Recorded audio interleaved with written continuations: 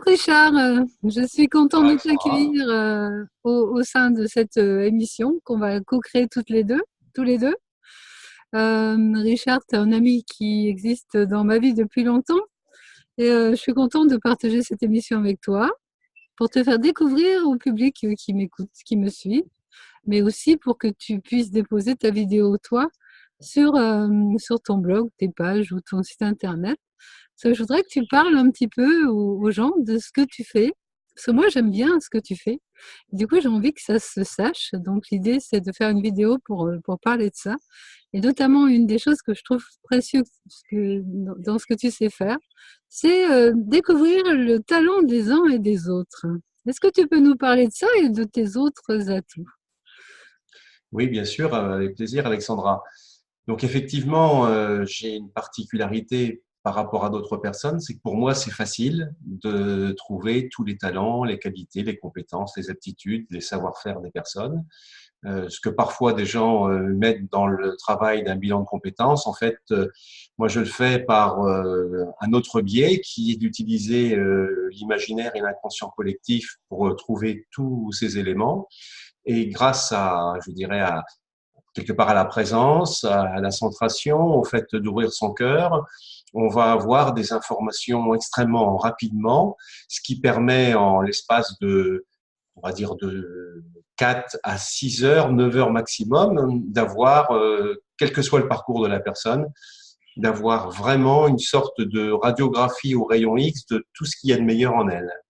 Et à partir de là, quand on a fait ça, il suffit, puisqu'on connaît le cœur de métier, il suffit de le projeter dans une quinzaine ou une vingtaine de fonctions pour qu'ensuite la personne ressente en elle quelle est la fonction qui lui correspond le mieux et réorienter sa vie dans un sens qui lui est bénéfique. Voilà, donc ça c'est une première application qui est vraiment très intéressante, qui est sous-estimée et sous-exploitée par les gens parce qu'en fait tout le monde pourrait le faire. Il se trouve que moi, ça me correspond bien parce que j'ai une approche holistique de la personne, donc je la regarde dans toutes ses dimensions et grâce à ça, ben, ça me permet d'accéder à l'essentiel rapidement. Mais on peut aussi utiliser cette approche pour, par exemple, dans une entreprise qui souhaite créer une marque, qui souhaite communiquer, qui souhaite mobiliser son personnel sur un projet ou qui a des, je dirais, un problème de diversification ou même de résolution de problèmes pointus, c'est-à-dire qu'ils souhaitent trouver à travers la recherche-développement dans leur entreprise de nouvelles pistes pour résoudre des problématiques qui sont importantes. Bien, en s'appuyant sur l'inconscient collectif et sur cette créativité imaginaire, on peut avoir rapidement, à partir du système de valeurs de l'entreprise, on peut avoir des éléments très concrets, soit pour comprendre la situation, soit pour trouver des solutions. Oui, alors moi j'avais bien aimé parce que dans la dernière fois qu'on en avait parlé, tu m'avais expliqué justement qu'un jour tu avais eu parmi les gens que tu as reçus un homme à qui tu as dit son talent, qui était notamment d'être informaticien alors qu'il n'y avait jamais pensé. Et tu m'avais dit après que grâce à ça, ça lui avait changé la vie. Mais la façon Oui. dont toi t'en parles, c'est plus juste que moi, donc je voudrais te laisser expliquer ça aux gens, justement, ce témoignage-là, par exemple, ou d'autres. Oui, oui, tout à fait. Ben, c'est un homme qui a une quarantaine d'années et qui était technicien dans une entreprise de chimie dans l'industrie et qui était complètement démobilisé parce qu'il avait, je dirais, plein d'idées et en même temps, je dirais, l'entreprise lui permettait pas d'exploiter ses idées et essayait plutôt de le contraindre par des dispositifs de sécurité liés à l'environnement de son travail qui était quand même assez complexe. Et en fait, il est venu me voir un peu entre guillemets par hasard, hein, parce que les autres personnes qu'il avait rencontrées pour faire son bilan de compétences, parce que là c'était dans le cadre d'un bilan de compétences, en fait ne l'avaient pas vraiment convaincu. Et lorsqu'on s'est rencontrés, il a été surpris par mon approche et ça l'a touché et il s'est dit tiens, je veux bien faire un essai avec vous parce que bon, ça me semble en tout cas original. Et quand on a fait le travail, on a trouvé que son talent était plutôt de faire du développement informatique, mais surtout, ça a touché son être à l'intérieur. Et lui, qui était presque en dépression, en fait, à cause de son travail. Il avait des maux dans son corps un peu partout. Il n'avait pas vraiment le moral. Il voyait un peu les choses en noir. En fait, après, donc, il s'est trouvé dans une grande joie intérieure. Et à partir de là, je lui ai dit, bah, écoutez, pour obtenir ce que vous voulez, ça serait bien d'avoir quand même un mini diplôme dans le domaine informatique. Et comme vous voulez pas faire de grandes études, puisque vous voulez pas reprendre, le seul moyen, c'est de faire, je dirais, pendant 2 ou 3 mois, des cours particuliers dans un organisme pour en accélérer et acquérir des bases. Et il n'avait pas confiance en lui. Il disait, ah bah oui, mais moi, intellectuellement, je sais pas si je vais y arriver, etc. Or, en fait, à chaque fois qu'il venait me voir, après le travail, on discutait un peu de l'informatique et à chaque fois, il me montrait des trucs. Donc, c'était bien son talent. Donc, grâce à ça, je l'ai mobilisé sur son projet. Et puis, il a trouvé une formation sur Paris qu'il a suivie pendant 3 mois. Et au bout de 3 mois, il est sorti dans les meilleurs. Et à la suite de ça, il a été recruté par un ministère.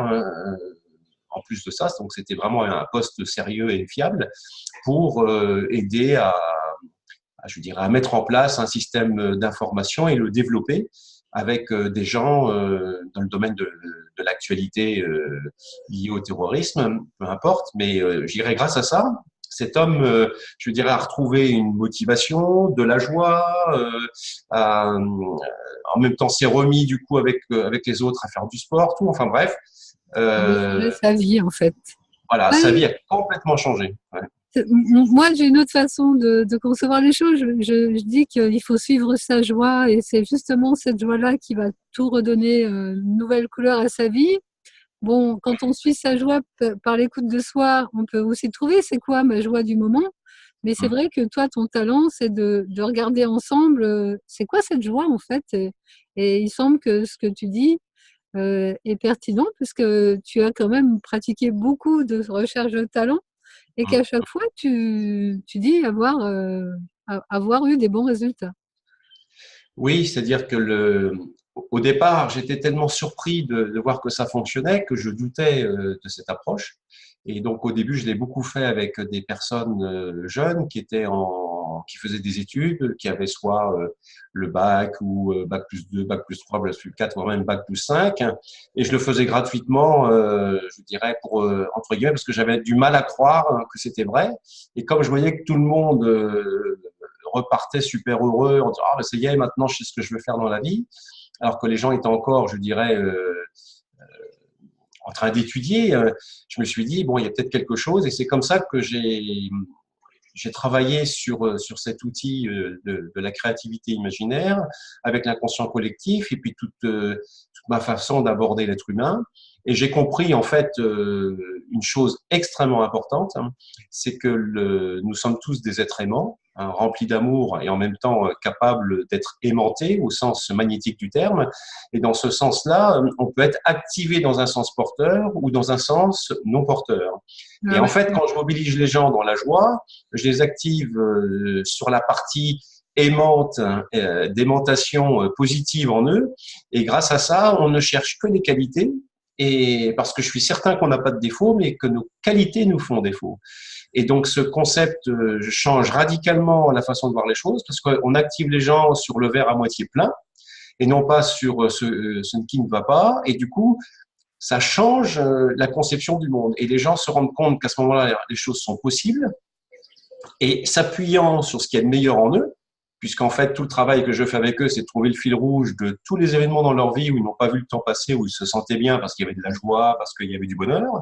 Et grâce je dirais, à l'inconscient collectif, on va aller chercher cette matière au plus profond et en fait, on va la mettre noir sur blanc sur le papier. Et c'est ça qui fait que ça prend forme en fait. Et puis que Oui, c'est c'est concret. ça. En fait, tu rends la joie invisible, visible par le fait de dire c'est ça qui vous rend joyeux. Et du coup, ça devient conscient. En fait, tu fais prendre conscience aux gens de ce qu'ils aiment et de ce qui les rend joyeux. Et ça les réactive en plus quelque part dans leur raison d'être sur Terre. Oui, sûrement. Ça leur donne un fil conducteur, une colonne Voilà. vertébrale un peu comme ça. Voilà, exactement. Ça les remet dans leur verticalité et dans ce qui les anime au plus profond d'eux. Et c'est pour ça que, une fois que les gens sont activés là-dedans, il est extrêmement difficile pour eux de ne plus y penser parce que ça les active tellement dans ce Mais qu'il y a de meilleur, oui, ça leur donne tellement de joie qu'ils ont vraiment envie de le mettre à l'œuvre, mais quoi. oui, c'est ça, on en a parlé un tout petit peu avant, justement, avec mon amie Natalia, et on se disait que quand on était dans la joie, quand on est dans la joie, elle nous emporte dans un mouvement sans effort, qui déploie un plein potentiel et qui se donne envie de partager avec l'autre cette joie-là. Et c'est vrai que chacun, avec son individualité propre, avec sa nuance particulière, avec son parfum, avec sa particularité, va, va venir déposer sa joie de façon personnelle, de façon individuelle. Et c'est ça qu'il offre en partage à l'autre. Et c'est vrai que dans ces joies-là, il y a des talents particuliers qui viennent. Un peu à l'image, on pourrait reprendre l'image de l'orchestre où chacun va jouer son instrument dans cette globalité où tout est entendu dans une grande symphonie.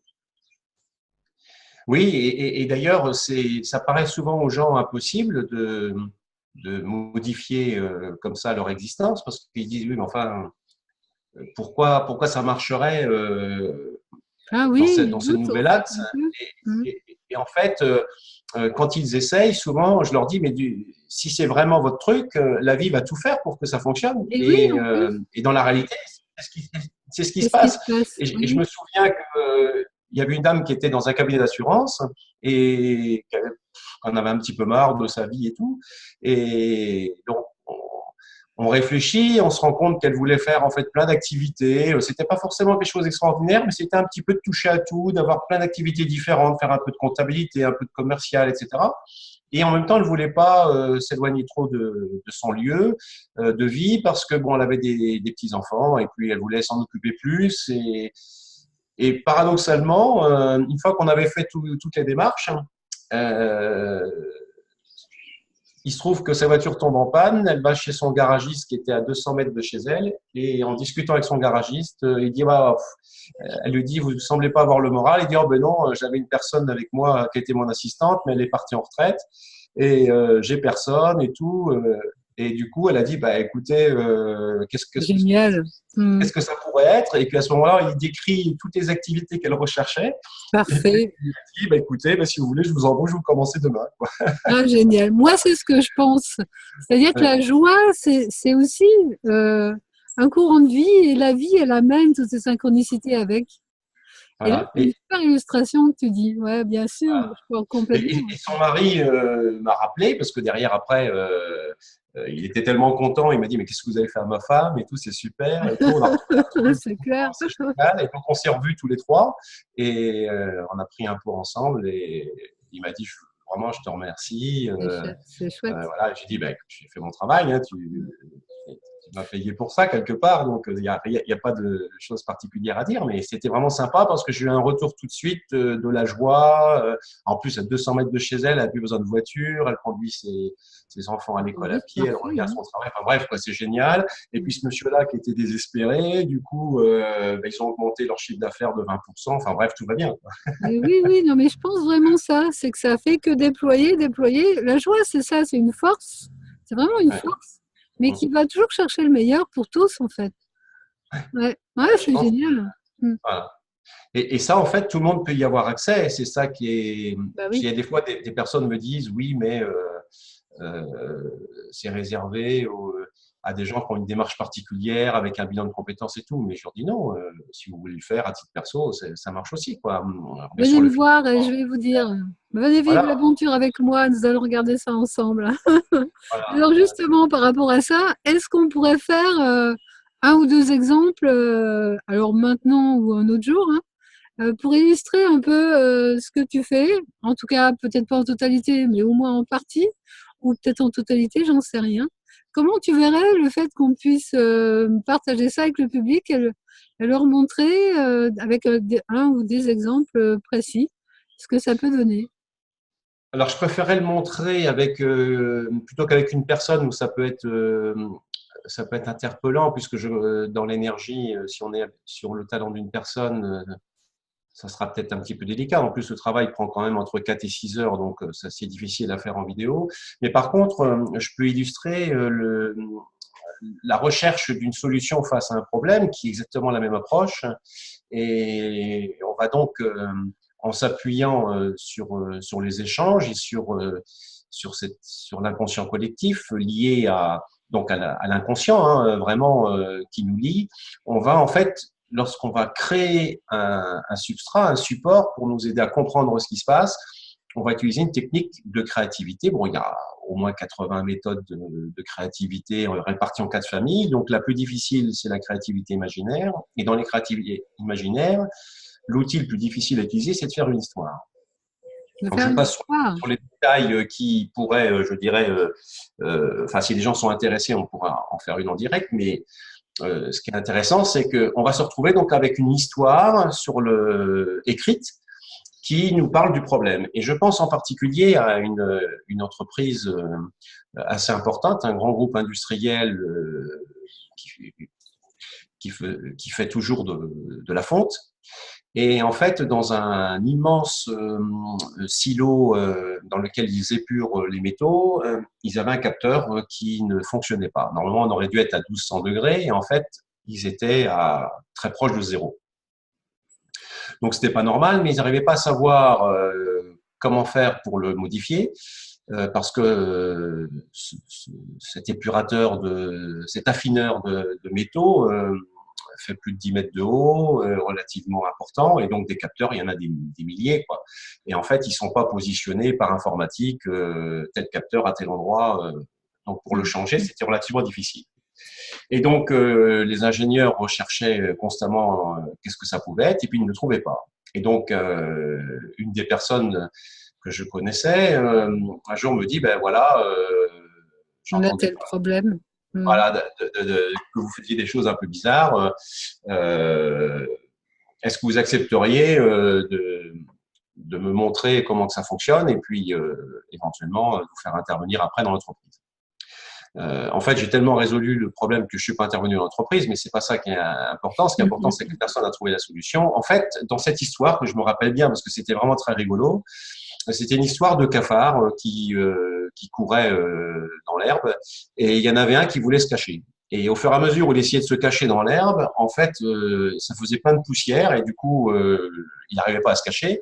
Et une fois qu'il s'était bien caché dans l'herbe, en fait, on continuait de l'apercevoir parce qu'il avait un chapeau sur la tête triangulaire bleu.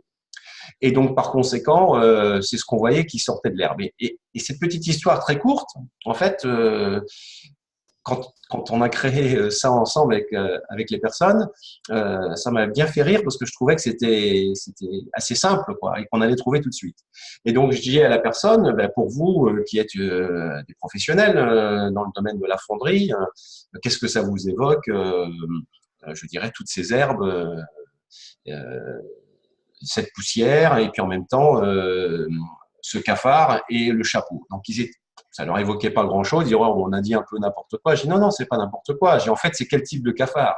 Parce que je dis, dans le cafard, souvent, on associe la blatte américaine, qui est une petite bête orange avec des antennes, ou alors, c'est ce que j'appelle, moi, le cancrelat, qui était une bête noire qui fait 2 à 3 cm de long sur 1 cm de large. Il me dit, ah oui, c'est à ça que je pensais. Bon, ben, je dis, voilà, moi, déjà, ça, c'est clair. On a donc un composant qui est noir, qui fait 2 cm de long sur 1 cm de large. Il me dit, oui, mais là, il y en a plein. Je dis, oui, mais attendez, c'est pas fini. C'est relativement simple. Et donc, dans cette tour d'affinage, je dis, déjà, qu'est-ce qu'il fait, ce cancre-là? Il essaie de se cacher dans des herbes. Donc, les herbes, bah, il y en a pas. Donc, pour moi, les herbes, c'est des fils. Ah, il me dit, oui, bah, il y a une zone où il y a beaucoup de fils. Bon, bah, j'ai écouté, déjà, ça va peut-être limiter. Sur les 10 mètres, on arrivait à 2-3 mètres, éventuellement, de positionnement sur 2 endroits différents. Mais je dis, en plus, on a quelque chose qui est assez simple, c'est que en se cachant, il fait de la poussière. Or, dans un four, la poussière, ce qu'il faut savoir, c'est que tous les fours, que ce soit la cimenterie, que ce soit les fontes, les verreries, les gens mettent des briques réfractaires. Et que la brique réfractaire, quand elle arrive en bout de course, en fait, elle tombe en poussière. Elle est tellement cuite par la chaleur qu'elle s'effrite et elle tombe. Donc, je lui dis, écoutez, c'est simple, dans votre tour d'affinage, s'il y a un endroit à l'intérieur qu'on ne voit pas, qui a moins de réfractaires, nécessairement à l'extérieur, vous allez avoir un peu comme au-dessus des radiateurs, on a parfois des taches de poussière, vous allez avoir une tache un peu jaune, orange, marron, dans lequel les poussières viennent se fixer à l'extérieur. Et donc, il me dit, ah bah oui, effectivement, on a une zone qui fait à peu près 50 cm². Donc, je dis, voilà, donc c'est dans cette zone-là, vous savez qu'il y a plein de câbles, vous savez donc qu'il y a un problème de réfractaire, et donc vous savez que c'est un composant qui, je dirais, qui est noir, qui fait 2 cm sur 1 cm. Et je dis, en plus, on a un truc sympa, c'est qu'il a un chapeau triangulaire bleu sur la tête. Alors, je dis, pour moi, ça m'évoque deux choses. D'une part, il y a le symbole, donc un triangle. Quels sont les symboles que vous avez dans tous vos composants qui ont la forme d'un triangle? Et donc, il m'en cite deux, dont un qui était deux triangles mis face à la pointe, face à face, et qui représentait, je me souviens plus le terme technique, mais enfin bon, c'était un petit élément qu'ils avaient chez eux. Donc, il me dit, ah bah là, oui, dans cette zone-là, mais enfin, il y en a quand même là aussi peut-être plusieurs dizaines. Donc, je ne sais pas trop comment on va le trouver. Mais je dis, c'est simple. Je dis, de toute façon, il est bleu, le chapeau. Donc, ça veut dire que, je dis, moi, ce qui me vient, c'est que si ça sort au-dessus des herbes, c'est que c'est un lien avec les herbes. Et je dis, moi, l'idée qui me vient, c'est que souvent, les gens, quand ils bricolent, ils assemblent les câbles avec du Chatterton de couleur. Et il est probable que dans une zone où il y a plein de câbles, plein de composants, la personne, quand elle a voulu passer sa main pour attacher des câbles, elle n'a pas pu mettre le bout de Chatterton comme elle voulait. Et elle a dû passer sa main derrière et puis redonner un mouvement avec sa main. Et que ce mouvement-là fait que le bout de Chatterton a été collé sur un composant. Ah, d'accord.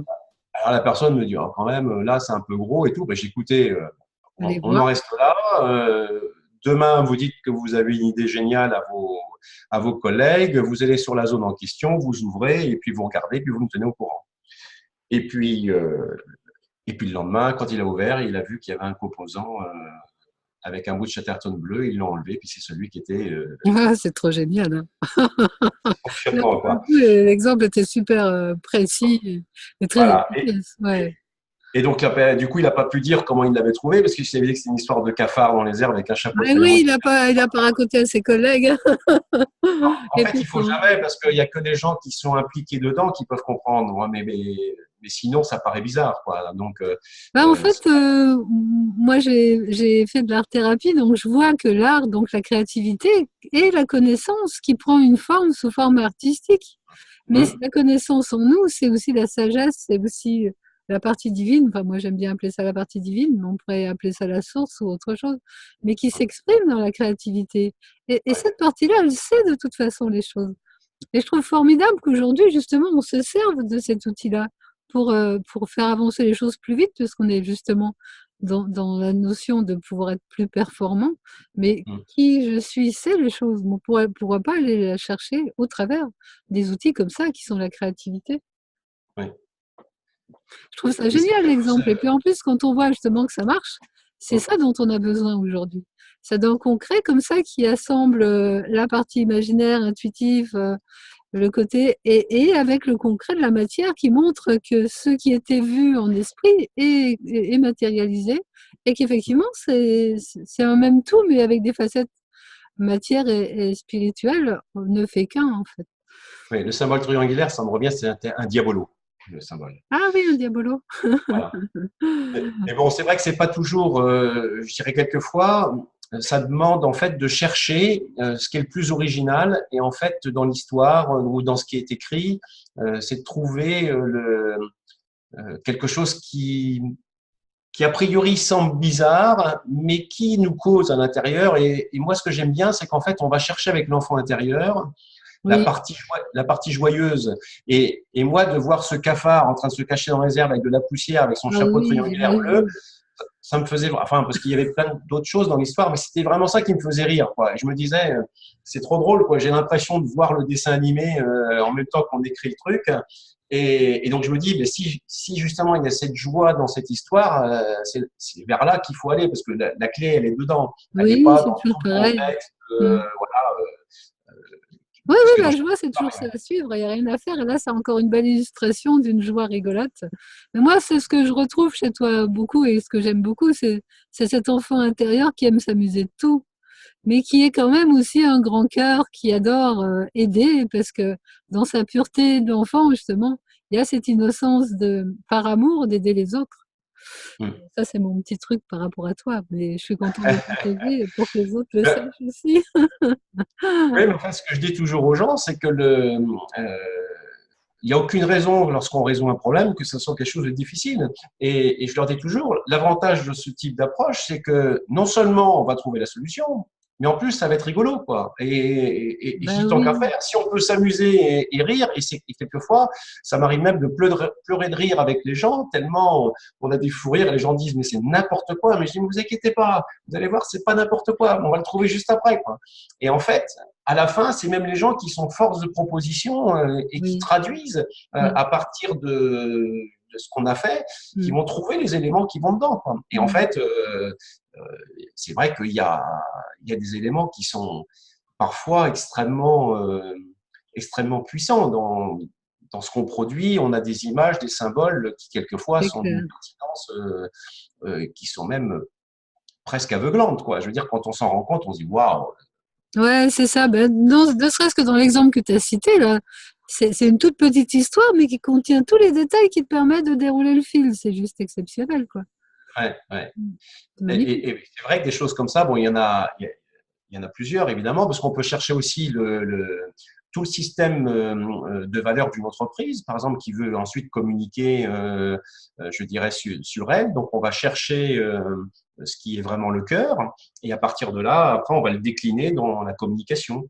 Hein, et on peut aussi trouver un nom de marque, on peut aussi, pardon, euh, Oui, en fait, on peut utiliser cette créativité pour n'importe quoi, en fait, quelque part. oui, pour le marketing, pour la stratégie commerciale, pour mobiliser les gens sur un projet en trouvant les valeurs du projet. Euh, et en fait, ce qui est extraordinaire, c'est qu'on peut trouver comme ça par corps de métier, on pourrait trouver les qualités, euh, par exemple des aides-soignantes. J'avais fait ça dans un EHPAD et avec les aides-soignantes, hein, et on a trouvé que deux grandes qualités qu'elles avaient, c'était la grandeur d'âme et la beauté intérieure. Et quand on a trouvé je dirais, ce qui les anime au plus profond.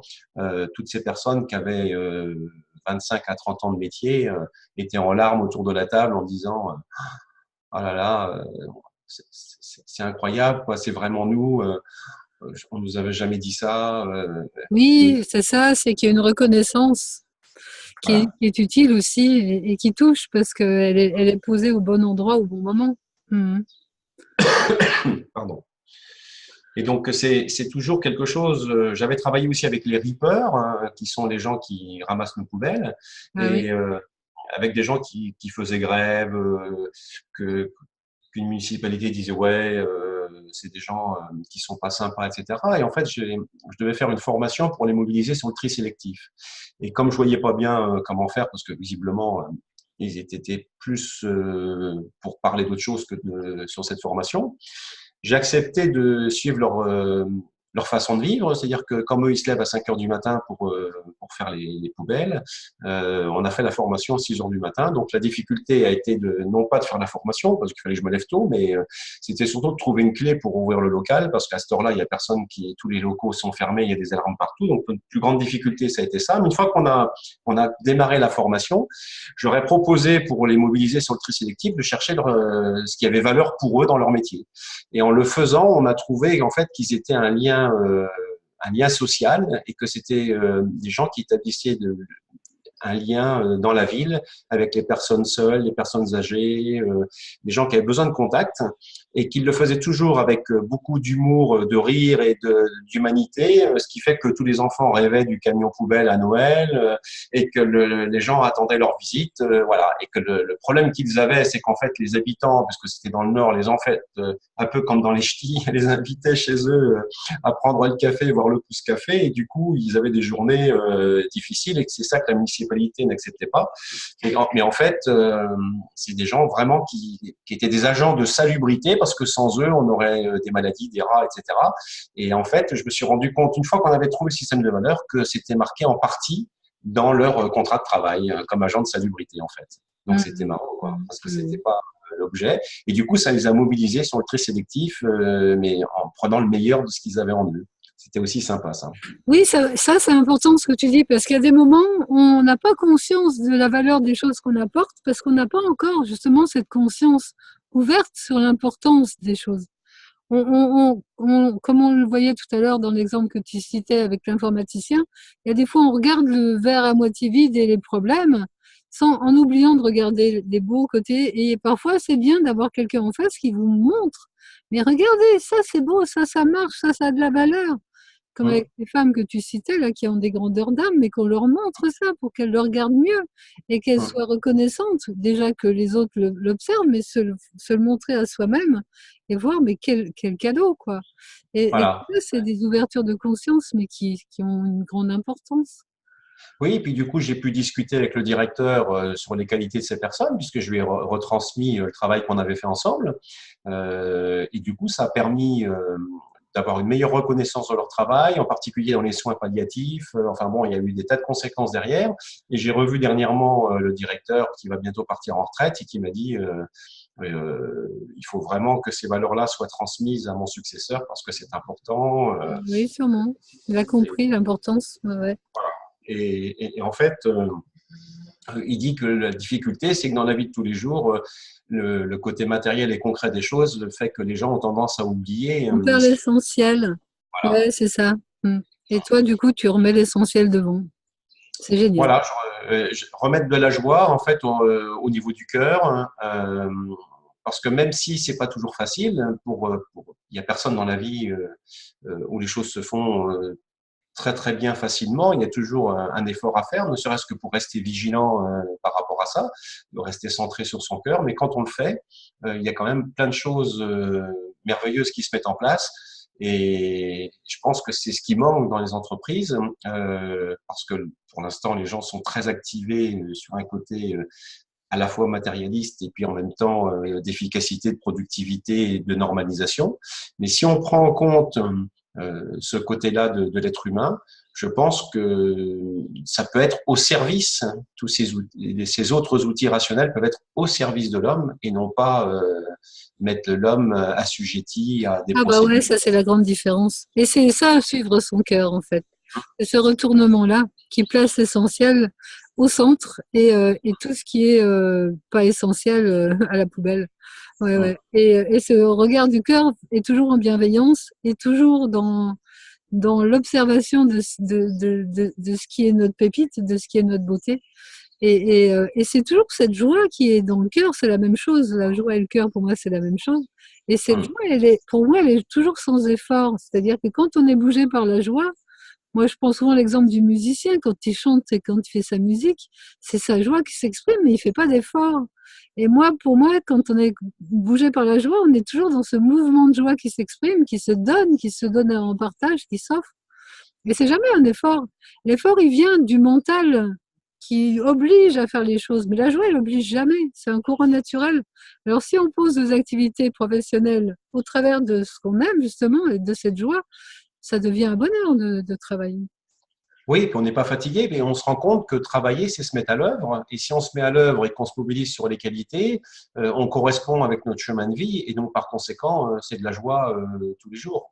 Ouais, Et ouais. il n'y a pas vraiment de fatigue en plus. Non, c'est Bon, ça, alors, oui, je ne oui. pas dire qu'il faut bosser 12 heures par jour, c'est pas ce que je dis, mais euh, vraiment, même si on doit bosser 8 heures ou 9 heures, on est heureux de le faire parce que on voit pas le temps passer. Et en Oui, fait, à c'est ça. chaque fois qu'on est dans la joie, c'est jamais une question de temps. C'est-à-dire que le temps passe à une vitesse très très vite et Ben, c'est la joie et le présent, c'est la même chose. Enfin, il y a quelque chose de l'ordre d'être présent à ce qui est là, dans l'instant, et on est en dehors du temps dans ces moments-là. C'est vrai. Tu as raison de. voilà. Et c'est quelque chose justement que les gens découvrent, c'est que à chaque fois ils me disent voilà déjà on a passé autant de temps, j'ai pas vu le temps passer.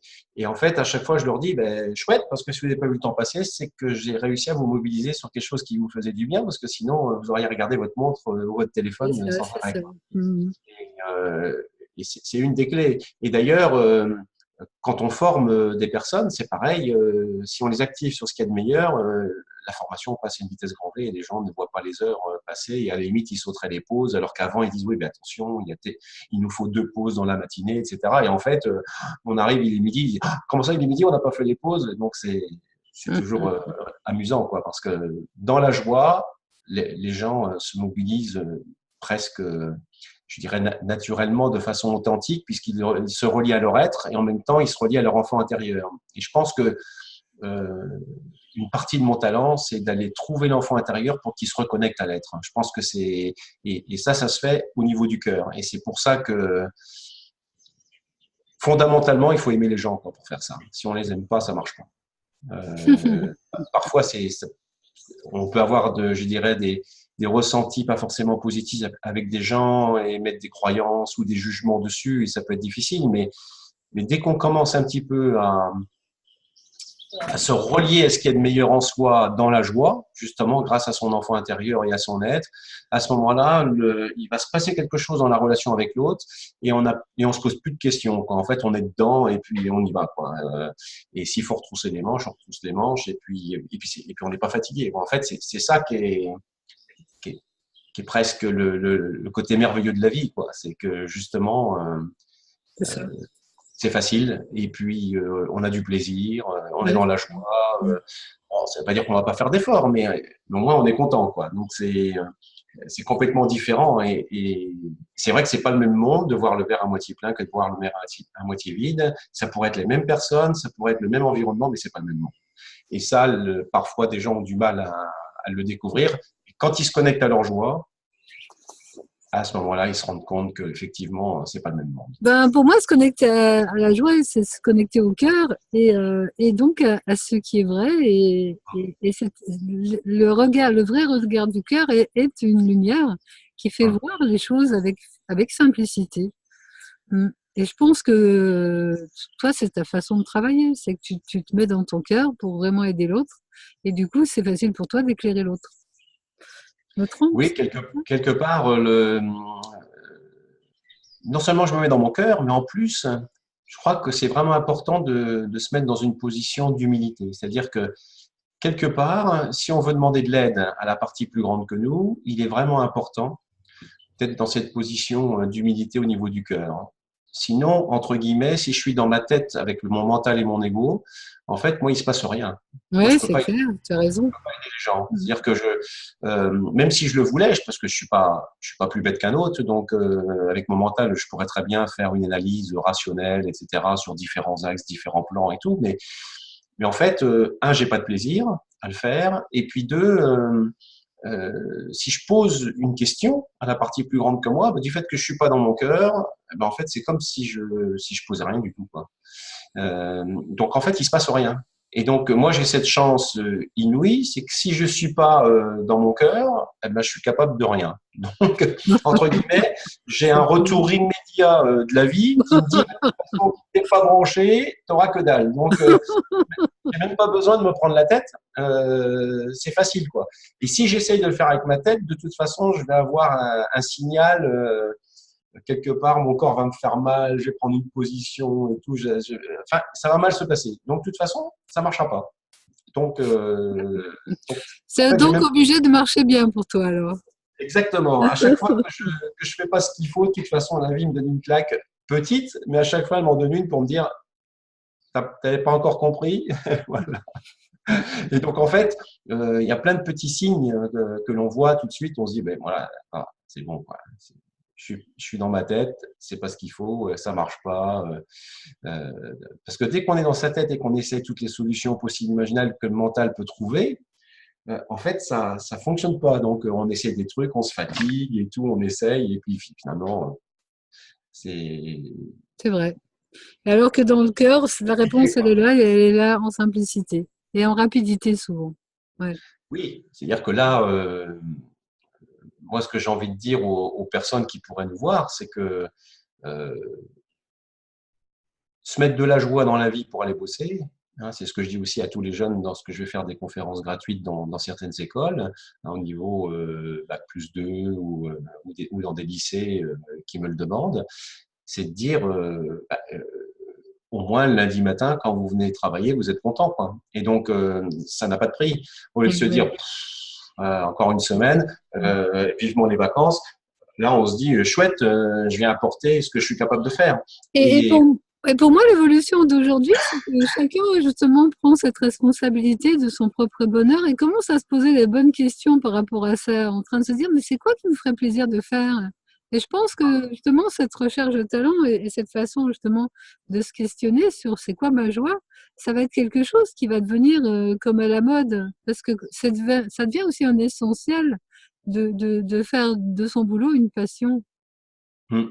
Alors parfois, les gens ont peur parce que, entre guillemets, quelquefois, ce qu'on trouve, c'est pas encore toujours d'actualité. Par exemple, moi, si je mettais sur une carte de visite découvreur de talent, j'aurais pas forcément grand monde Eh qui ben non, viendrait tout. justement, je pense que c'est ça aussi la créativité d'aujourd'hui, c'est qu'on est content d'accueillir des talents et il y a de plus en plus de nouveaux métiers qui n'existaient pas encore Oui, et qui justement naissent parce que les gens connaissent leur talent et osent le proposer. Et, voilà. et merci quoi pour ceux qui osent parce que c'est ça qui amène de la richesse aussi à notre instant présent. De Oui, nouveaux puis parfois des talents. gens ont un doute profond. Je me souviens je dirais d'une jeune femme qui cherchait son talent, puis qui disait, oh, peut-être que plus tard, je serai nourrice. Bon, c'est pas un métier très valorisant, mais c'est pas grave, je prendrai mon plaisir à côté. Et puis en discutant avec elle, je lui dis, bah, écoutez, pourquoi vous pourriez pas prendre votre plaisir dans votre travail, y compris à côté, mais aussi dans votre travail. Elle me dit, oui, mais bon, chez moi, personne ne fait un métier qu'il aime, donc je pense que ça n'existe pas. Et je lui dis, bah, écoutez, si vous voulez, je vous donne des numéros de téléphone de personnes qui ont trouvé leur talent et qui travaillent dans leur talent, si ça peut vous aider. Et puis, quelques mois plus tard, elle revient me voir en disant, bah, écoutez, je vais bien faire le travail. Et puis, une fois qu'on a fait le travail, cette jeune femme qui faisait des études, euh, on découvre que son métier, c'est d'être médecin. Médecin sans doute assez pointu parce qu'elle avait des envies de changer le monde, de faire des choses pour que les choses évoluent. Et elle me dit, ouais, enfin, vous vous rendez pas compte, là, moi, si c'est ça, il faut que j'arrête ce que je suis en train de faire, il faut que je m'inscrive en faculté de médecine, le concours est super dur, etc. Et tout. Je dis, oui, mais si c'est votre truc, normalement, la vie va tout faire pour que ça se passe bien et donc vous allez réussir, quoi. Et en fait, cette jeune femme a dû en parler à ses parents. Finalement, elle s'est inscrite en médecine. Et puis, au bout de la première année, elle a été sur une liste d'attente. Et puis, donc, elle me téléphone, elle me dit, voyez, bon, on m'avait dit que la vie, mais bon, je suis sur une liste d'attente. Il y a beaucoup d'attentes. Il y a 70 personnes devant moi. Ouais, je vous inquiétez pas, les gens vont se désister, tout ça, puis vous allez passer, quoi. Et puis, en fait, c'est ce qui s'est passé. Il y a des gens qui se sont désistés. Elle a été reçue, puis elle va sortir dans les mois qui viennent, elle va sortir médecin après avoir fait toutes ces années d'études longues et tout, et elle s'est révélée être excellente puisqu'elle a passé sa thèse, elle a eu plus que les félicitations du jury. Enfin bon, bref, c'est Elle est vraiment dans ce qu'elle aime.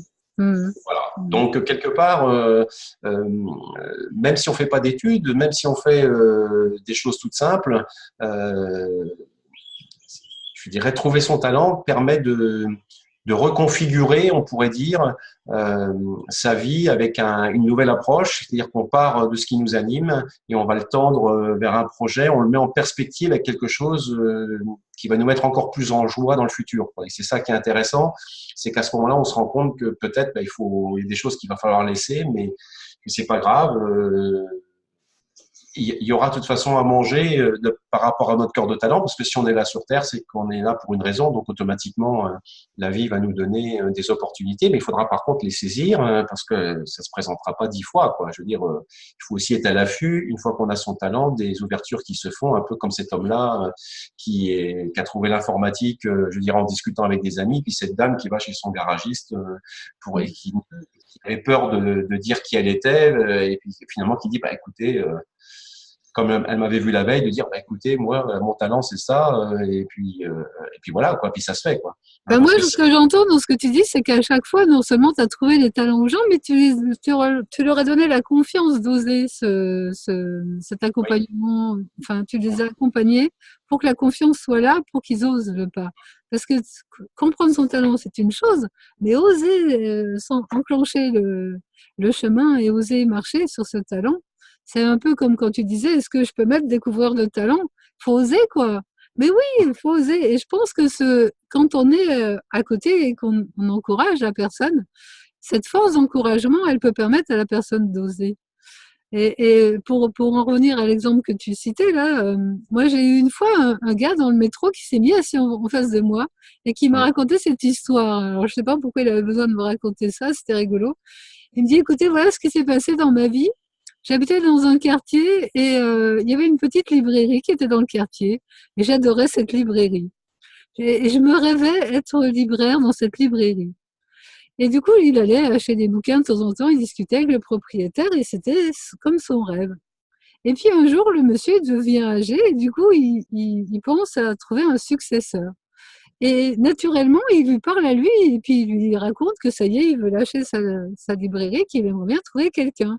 Et lui, qui en rêvait depuis toujours, se dit oh, mais moi, qu'est-ce que j'aimerais prendre la suite, quoi. Il dit bah, prenez donc la suite. Mais il dit bah oui, mais il faut que je rachète, faut que je vous rachète la librairie et j'ai pas forcément les moyens. Et le monsieur lui dit ah, il dit, écoutez, si vous trouvez les moyens, moi je vous accompagne même pendant les premiers mois, voire la première année, pour vous expliquer tout ce qui se passe. Et, donc, du coup, vous ne serez pas tout seul, je vous tiens la main et quand ça marchera bien, je le lâcherai. Et alors, le monsieur est tout content, mais il se dit comment je vais pouvoir acheter cette librairie. Et le hasard fait qu'il a une tante qui meurt et il hérite de la somme d'argent qui correspond exactement à la librairie. Alors il se dit, mais je peux, ça y est, tout est là en fait. Et c'est ça Mm. qu'il me racontait dans son témoignage dans le train. Il me dit, tout était là pour que je dise oui. Eh ben, j'ai eu peur et j'ai dit non. Il me dit, qu'est-ce que j'ai pu le regretter par la suite? C'était, voilà. Mais je trouvais que son témoignage était formidable. Là, tu vois, comme quoi Ouais. une peur peut t'empêcher. C'est bien dommage parce que c'était son rêve, il était là, il était accessible facilement. Ouais. Mm. J'ai eu le même cas avec une personne qui avait commencé le travail et on avait presque fini. Et donc, en découvrant son talent, je lui dis, ben voilà, si vous voulez pas quitter votre métier, il faudrait prendre de nouvelles responsabilités, en particulier sur des projets dans tel et tel domaine, enfin peu importe. Et je lui dis, ben vous revenez me voir dans 15 jours et vous laissez décanter, etc. Et il revient me voir un mois et demi après. Donc, je lui dis, ben, on avait dit 15 jours. Il me dit, oui, mais bon, voilà. Et puis, en finissant le travail, il m'avoue que sa direction avait ouvert un nouveau développement et qu'on lui avait proposé et qu'il avait refusé. Et quand en fait, il m'expliquait le poste, c'était exactement Oh là là. qu'on avait trouvé. Et il me dit, oui, ben, voilà, j'ai eu comme toi, il dit, j'ai eu peur de pas être à la hauteur, j'ai eu peur du changement et donc j'ai refusé quoi. Mm. Et je lui dis bah, c'est dommage parce que là dans votre entreprise ça se reproduira plus quoi. Nécessairement maintenant ça peut être que dans une autre entreprise. Là la porte quelqu'un a été nommé c'est fini quoi. Donc En fait, c'est ce qu'il m'a dit le monsieur du train. Il m'a dit, vous savez, cette opportunité-là, elle s'est présentée une fois, elle s'est ouais, jamais plus représentée. Et il dit, c'est quand même dommage que j'ai pas su la saisir. Et son conseil, c'était de me dire, quand vous avez une opportunité, profitez-en, quoi. Mais en même temps, moi, aujourd'hui, je me dis, avec les synchronicités d'aujourd'hui, il se peut que ça se reproduise à nouveau. Je n'ai pas envie de fermer la possibilité. Mais ça après, sera voilà, autre chose ça quoi. la Ça sera remet. un autre registre, ça sera dans un autre, Oui, ce ça sera sera pas dans peut-être le même contexte. Hein, oui, ce c'est un sera petit peut-être peu un comme peu plus tard. Mmh. voilà, c'est un peu comme les clins d'œil de la vie dans les synchronicités. La vie ne nous présente jamais deux fois la même synchronicité. Elle nous en représentera une autre, avec une autre couleur, une autre forme, etc. C'est ça. Et moi, ça m'est arrivé qu'une fois qu'elle me le fasse deux fois, mais parce que vraiment, j'ai demandé, quoi.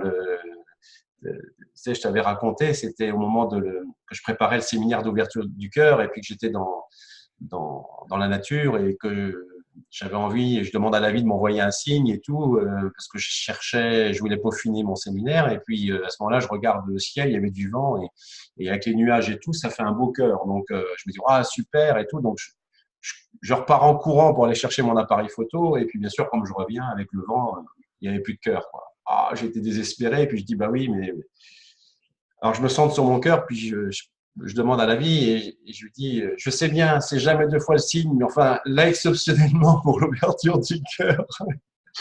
Et hop, il y a un nuage qui a dû se positionner. J'ai pris la photo qui est celle que j'utilise dans mon séminaire d'ouverture du cœur sur les documents.